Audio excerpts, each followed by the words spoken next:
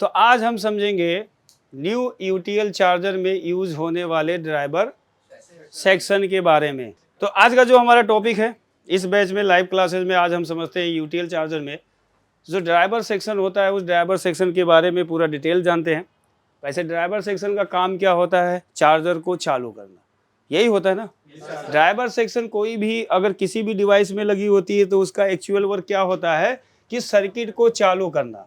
तो उसी तरह हर चार्जर में अपना अपना उसका एक ड्राइवर सेक्शन होता है। ड्राइवर सेक्शन का काम क्या होता है कि सर्किट को चालू करना, क्योंकि जब तक ड्राइवर सेक्शन काम नहीं करेगा, जब तक प्राइमरी मेन ट्रांसफार्मर आपका काम नहीं करेगा, और मेन ट्रांसफार्मर अगर काम नहीं करेगा तो आपका चार्जिंग आउटपुट नहीं होगा। इसमें अगर हम देखेंगे तो यूटीएल के जो न्यू मॉडल आए हैं इसमें इन्होंने ड्राइवर सेक्शन अलग लिया है। जैसा कि आप देख सकते हो यहाँ पे इन्होंने 3 ट्रांजिस्टर का यूज किया है और स्पेशली मॉसफेट के गेट को डिस्चार्ज करने के लिए इन्होंने यहाँ पे भी ट्रांजिस्टर का यूज किया हुआ है। तो ये एक अलग तरीके से ड्राइवर सेक्शन देखने को मिलता है। बाकी अदर चार्जरों में देखेंगे तो अगर ड्राइवर सेक्शन होता है तो 2 ही ट्रांजिस्टर बेस होता है। जैसे एक्सियम के मॉडलों में अगर हम देखें तो क्या है, 2 ही ट्रांजिस्टर बेस है। लेकिन अगर यहाँ पे देखेंगे इसके इस मॉडल में तो इन्होंने यहाँ पे भी 3 ट्रांजिस्टर का यूज किया है और मॉसफेट के गेट को स्पेशली डिस्चार्ज करने के लिए एक ट्रांजिस्टर का यूज किया है दोनों मॉसफेट के गेट में। और ये मॉसफेट क्या होते हैं? PWM मॉसफेट, या जिसको आप लोग बोलते हैं पुश पुल स्विचिंग मॉसफेट। क्या बोलेंगे? पुश पुल स्विचिंग मॉसफेट बोला जाता है। इसका काम क्या होता है, क्योंकि ये मॉसफेट अल्टरनेट फॉर्म में काम करता है तो इसके सोर्स और ड्रेन पे क्या बनाई जाती है? AC बनाई जाती है। अब अदर चार्जर में अगर आप देखोगे तो इस दोनों मॉसफेट के सोर्स ड्रेन जंक्शन में मेन ट्रांसफार्मर का प्राइमरी वाइंडिंग कनेक्ट होता है। लेकिन अगर यहाँ पे देखेंगे तो इसके सोर्स ड्रेन जंक्शन में क्या लगा रखा है? एक कॉइल का यूज कर रखा है जिसको फीडबैक कॉइल बोला जाता है। लेकिन यहाँ पे देखेंगे इस चार्जर में तो LLC हाफ ब्रिज सर्किट का यूज किया गया है, यानी 2 कॉइल की रिवाइंडिंग यहाँ पे देखने को मिलेगी। अगर आप सोर्स ड्रेन में देखेंगे तो एक कॉइल लगा होता है और एक यहाँ पे क्या लगा होता है? कैपेसिटर लगा होता है। और इस कैपेसिटर के अगर दूसरे टर्मिनल पे हम देखेंगे तो यहाँ पे क्या होता है? मेन ट्रांसफार्मर की प्राइमरी वाइंडिंग को जोड़ा गया है। इस तरीके से इन्होंने इस सर्किट का यूज किया है, यानी एक कॉइल ये हो गया, ये कैपेसिटर हो गया, एक कॉइल ये हो गया। तो इसका मतलब इन्होंने हाईएस्ट स्विचिंग कराया है। अब हाईएस्ट स्विचिंग अगर कराया है तो इसका मतलब इनका आउटपुट भी ज़्यादा होगा और ये बैटरी को बहुत कम समय में चार्ज कर देती है। जैसे अभी नए नए चार्जर आने लगे हैं, जैसे आप देखेंगे लिथियम के चार्जर है वो हाईएस्ट स्विचिंग कराती है और वो बैटरी को बहुत फास्ट चार्ज कराती है। तो उसी तरीके से इसमें भी यूज किया है, यानी LLC half bridge resonance circuit का यूज किया है। तो अभी हम इसको ना समझ के सबसे पहले हम ड्राइवर सेक्शन को समझते हैं। देखो, ड्राइवर सेक्शन होता है मेन चार्जर को चालू करना।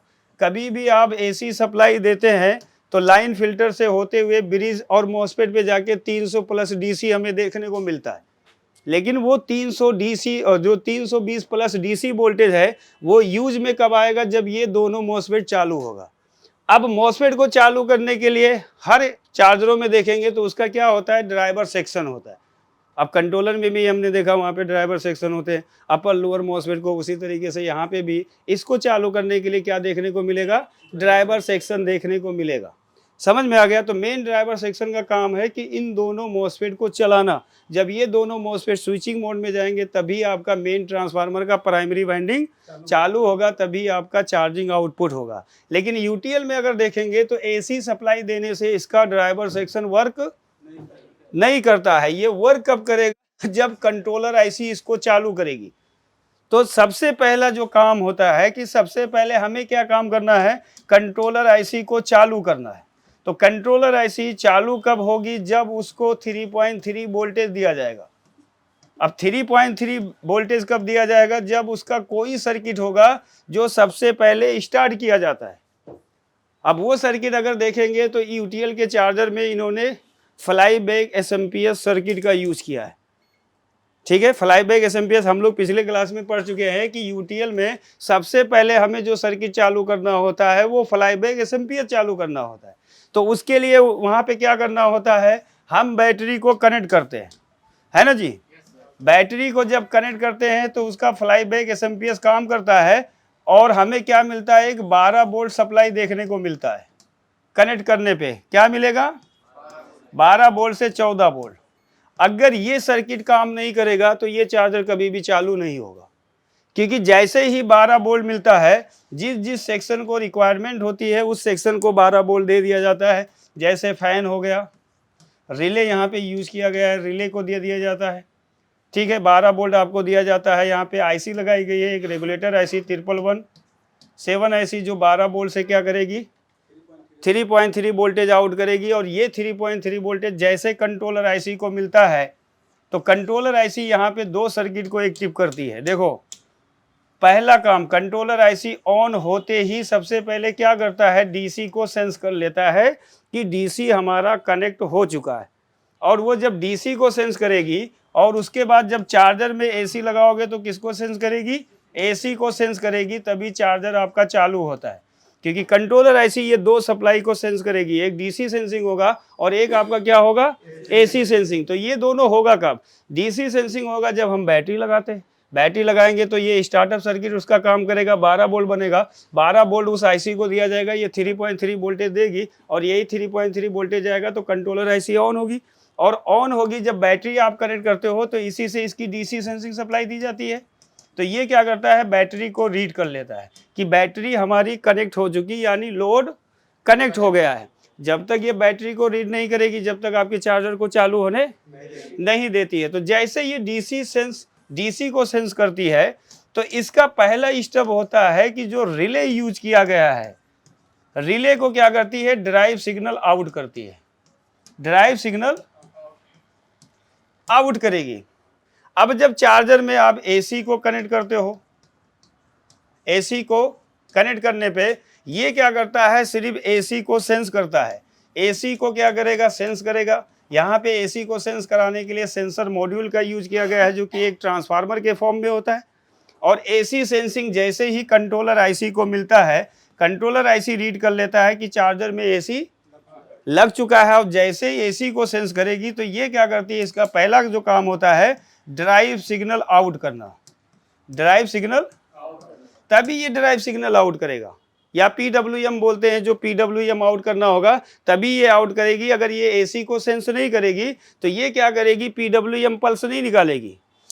क्योंकि हम जानते हैं कि जब कंट्रोलर आईसी को 5 वोल्ट दिया जाता है, कंट्रोलर आईसी किसी भी डिवाइस में अगर लगा होगा, इसका इनपुट वोल्टेज क्या होता है, या तो 5.0 वोल्ट या 3.3 वोल्ट होता है। तो इसके अंदर का ऑसिलेटर सेक्शन ऑन होता है, ऑसिलेटर सेक्शन क्या होगा, ऑन होगा। और जब ऑसिलेटर सेक्शन ऑन होता है तो इसी को एक पल्स बनाकर ये दिया जाता है। अब ये डिसाइड करती है कि हमें किसको पल्स देना है। यहाँ पे आईसी जो काम करेगी, ये सबसे पहले क्या करती है, एक हाई सिग्नल जनरेट करती है और वो हाई सिग्नल किसको भेजेगी, यहाँ पे ड्राइवर सेक्शन को।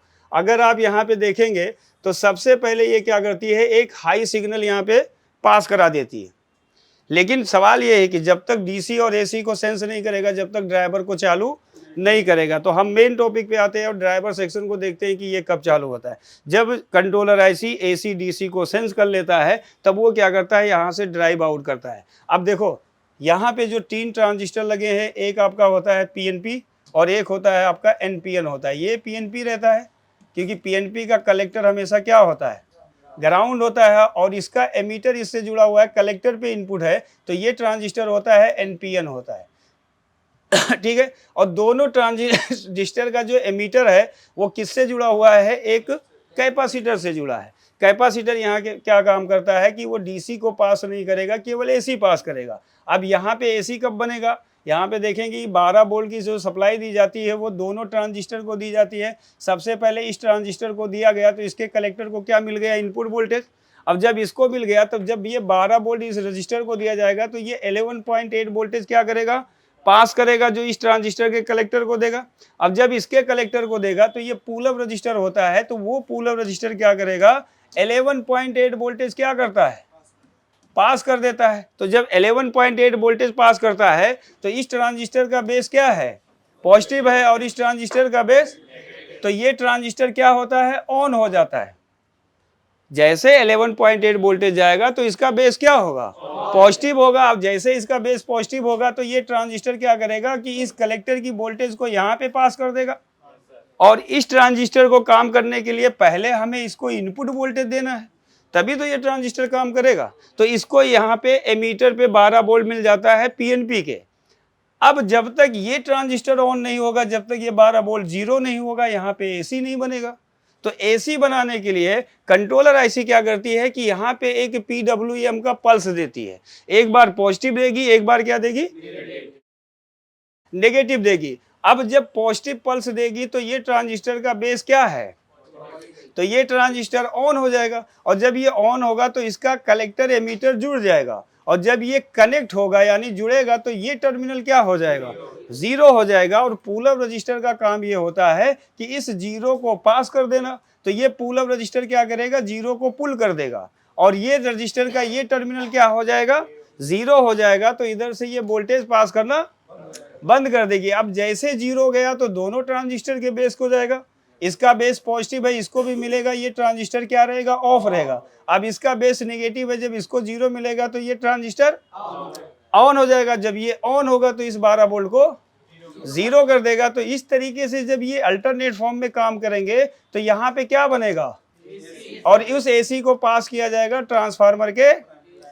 ये आपका ड्राइवर होता है, डीटी ट्रांसफार्मर होते हैं, ठीक है। हर चार्जर में जहाँ पे पीडब्ल्यूएम सेक्शन रहेगा वहाँ पे ड्राइवर सेक्शन देखने को मिलेगा। अगर ड्राइवर सेक्शन उसका आईसी बेस है तब भी आपको ये ड्राइवर ट्रांसफार्मर देखने को मिलेगा, क्योंकि हमें क्या करना होता है, मॉसफेट के गेट को एसी पल्स से चालू करना होता है, तभी ये मॉसफेट आपका काम करेगा, वरना मॉसफेट काम नहीं करेगा। तो जब ये अल्टरनेट फॉर्म में काम करेंगे तो इस ट्रांसफार्मर के प्राइमरी वाइंडिंग में क्या आएगा, एसी, और ये सेकेंडरी से क्या पास कर देगा, एसी। अब एसी पास करेगा तो यहाँ पे T3 और या T4 डायोड लगाया जाता है। तो इससे होते हुए ये एसी पल्स कहाँ पे पहुंचेगा, इसकी मॉसफेट के, और यही एसी पल्स कहाँ पे पहुंचेगा, इस ट्रांजिस्टर के बेस पे।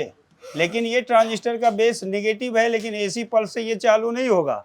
अब इसका एमीटर किससे जोड़ा गया है, गेट से। जब गेट पे पल्स जाएगा तो वही वोल्टेज कहाँ पे आ जाएगा, इस ट्रांजिस्टर के एमीटर पे आ जाएगा। लेकिन ये ट्रांजिस्टर अभी ऑफ है, क्योंकि यहाँ पे क्या है, पॉजिटिव वोल्टेज है, तो ये ट्रांजिस्टर काम नहीं करेगा। जब ये सेक्शन इसका ऑफ होता है, कि कंट्रोलर की टाइमिंग होती है, डेट टाइम सेट किया जाता है कि एक बार इसको चालू करना है, फिर इसको ऑफ कर देना है, इसको चालू करना है। तो जब क्या होगा, जब ये इसको नेगेटिव सिग्नल भेज देगा तो ये ट्रांजिस्टर क्या हो जाएगा, ऑफ हो जाएगा। जब ये ऑफ हो जाएगा तो फिर क्या आ जाएगा, वोल्टेज आ जाएगा इधर, फिर ये ट्रांजिस्टर ऑन हो जाएगा और ये ट्रांजिस्टर क्या होगा, ऑफ हो जाएगा। और जब ये ऑफ हो जाएगा तो इधर से पल्स क्या हो जाएगा, जीरो हो जाएगा। जब जीरो हो जाएगा तो इसको जीरो पुल किया जाएगा, क्योंकि ये भी एक पुल अप रजिस्टर होता है, और इस ट्रांजिस्टर का बेस क्या होगा, जीरो हो जाएगा। जब जीरो हो जाएगा तो ये ट्रांजिस्टर क्या होगा, ऑन होगा, और ये इस वोल्टेज को पास कर देगा कहाँ पे, इस दोनों मॉसफेट के सोर्स ड्रेन जंक्शन पे, जिससे मॉसफेट का गेट क्या हो जाएगा, जीरो हो जाएगा, और ये मॉसफेट क्या हो जाएगा, ऑफ हो जाएगा। समझ में आ गया। तो ये इस तरीके से काम करेगा। अब जब ये ऑफ हो जाता है तो कंट्रोलर आईसी क्या करती है, इसको पल्स देना शुरू करती है। इसमें भी सेम प्रोसेस है। जब 12 वोल्ट दिया गया तो 11.8 वोल्टेज इन दोनों ट्रांजिस्टर के किस पे आ जाएगा, बेस पे आ जाएगा। तो इसमें ये ऑफ रहेगा और ये ऑन रहेगा। क्यों, क्योंकि इसका बेस पॉजिटिव है। अब जब ये 11.8 देगा तो इसके बेस पे क्या आ गया, 11.8, और इसके बेस पे भी क्या आ गया, 11.8 वोल्ट आ गया। तो ये ट्रांजिस्टर ऑन होगा और ये 12 वोल्ट कहाँ पे पास कर देगा, यहाँ पे पास कर देगा। अब इस वोल्टेज को जीरो करना है, तो जीरो करने के लिए क्या करना होगा, इस ट्रांजिस्टर को ऑन कर देना होगा। ये ट्रांजिस्टर क्या है, इसका सीरियल नंबर लिखा है, ये इस नंबर का ट्रांजिस्टर यहाँ पे यूज किया गया है, ठीक है। अब क्या होगा, फिर कंट्रोलर आईसी क्या करेगी, इसको, इस ट्रांजिस्टर के बेस को क्या देगी, पॉजिटिव सिग्नल देगी। और जब पॉजिटिव सिग्नल देगी तो ये ट्रांजिस्टर ऑन होगा, और जब ये ऑन होगा तो कलेक्टर एमीटर क्या होगा, इसका जुड़ जाएगा, और ये टर्मिनल क्या हो जाएगा, जीरो। तो ये पुल अप रजिस्टर जीरो को पुल करेगा, तो इधर इसका बेस क्या हो जाएगा, जीरो, और इसका भी बेस क्या हो गया, तो इसको नेगेटिव मिला, तो ये ट्रांजिस्टर क्या होगा, ऑन हो जाएगा, और ये इस 12 वोल्ट को जीरो कर देगा। तो ये भी इस तरह अल्टरनेट फॉर्म में काम करेगा। तो यहाँ पे क्या बनेगा, एसी, और उसी एसी को पास कराया जाएगा ट्रांसफार्मर के प्राइमरी वाइंडिंग में, और प्राइमरी वाइंडिंग में जब एसी होगा तो सेकेंडरी में क्या निकलेगा, एसी, और यही वोल्टेज आपका इन कंपोनेंट से होते हुए ये जाएगा सेकेंड मॉसफेट के गेट पे, क्योंकि हमें इस सोर्स की वोल्टेज को जीरो करना है, तभी तो कॉइल के अंदर मैग्नेटिक फील्ड बनेगा, और जब मैग्नेटिक फील्ड बनेगा तभी मेन ट्रांसफार्मर के प्राइमरी वाइंडिंग में मैग्नेटिक फील्ड बनेगा, और सेकेंडरी से हमें एक चार्जिंग आउटपुट देखने को मिलेगा।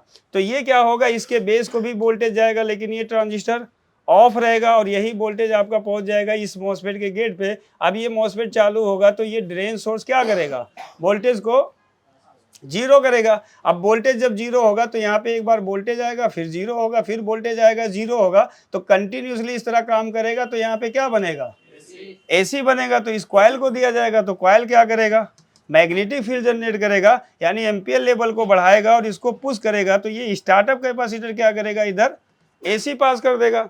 और जब एसी पास कर देगा तो यहीं पे ट्रांसफार्मर का प्राइमरी वाइंडिंग जुड़ा है, तो मेन ट्रांसफार्मर क्या होगा, चालू हो जाएगा, क्योंकि उसको एसी वोल्टेज मिल जाएगा। तो ये इस तरीके से अल्टरनेट फॉर्म में काम करेंगे। अब जब ये ड्राइवर सेक्शन ऑफ होगा तो यहाँ पे वोल्टेज क्या होगा, जीरो होगा। जब जीरो होगा तो इस ट्रांजिस्टर का बेस जीरो हो जाएगा और ये ट्रांजिस्टर का बेस नेगेटिव हो जाएगा। जब ये ऑन होगा तो इस गेट की वोल्टेज को क्या करेगा, जीरो, तो मॉसफेट का गेट क्या हो जाएगा, ऑफ हो जाएगा। तो ये इस तरीके से दोनों ड्राइवर सेक्शन अल्टरनेट फॉर्म में काम करेंगे, तभी ये मॉसफेट स्विचिंग मोड में जाएगा, तभी मेन ट्रांसफार्मर चालू होगा, वरना मेन ट्रांसफार्मर चालू नहीं होगा। यहाँ पे जो कंपोनेंट्स लगे होते हैं ये इसके हीटअप को कंट्रोल करते हैं, क्योंकि ज़्यादा अगर ये हीटअप होगा तो ये क्या करेंगे कंपोनेंट, और ये मॉसफेट शॉर्ट होने के चांस ज़्यादा होते हैं। इसीलिए इसके हीटिंग को कंट्रोल करने के लिए ये प्रॉपर मॉसफेट का गेट चालू हो, यहाँ पे कंपोनेंट्स का यूज़ किया जाता है। तो ये प्रोटेक्शन कंपोनेंट्स होंगे जो मॉसफेट को प्रोटेक्ट करने का काम करते हैं।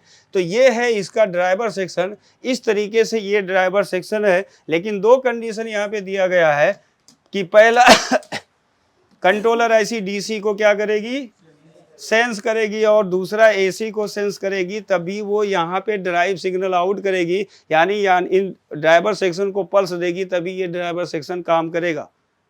समझ में आ गया। इसने कोई भी आईसी का यूज नहीं किया है कि इसको चलाने के लिए आईसी होगा, केवल एक लॉजिक कार्ड लगा होता है, उस लॉजिक कार्ड पे कंट्रोलर आईसी लगी होती है। तो इसके दो वोल्टेज होते हैं, एक एसी सेंसिंग होता है, एक डीसी सेंसिंग होता है। जैसे इन दोनों को सेंस करेगी और उसको कंट्रोलर आईसी ऑन होगी, ऑन होते ही वो क्या करेगी, ड्राइवर सेक्शन को चालू कर देती है और ड्राइवर सेक्शन स्विचिंग मोड में जाता है और स्विचिंग करने लगता है। तो ये दोनों मॉसफेट के गेट क्या होते हैं, चालू हो जाते हैं, जिससे मेन ट्रांसफार्मर को चालू कर दिया जाता है और चार्जिंग आउटपुट हमें देखने को मिल जाता है।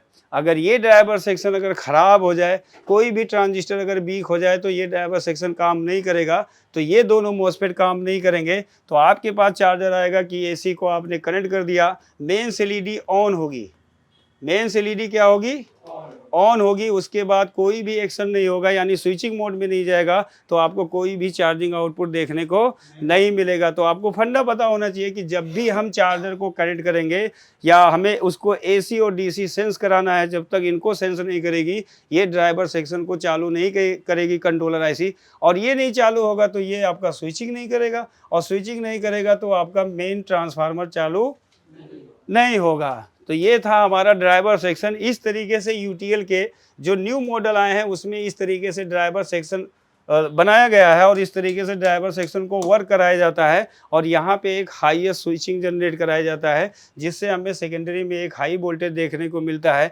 यानी एम्पियर लेवल हमें इंक्रीज देखने को मिलता है, जिससे बैटरी बहुत फास्ट चार्ज होती है। समझ में आया। तो ये था हमारा ड्राइवर सेक्शन।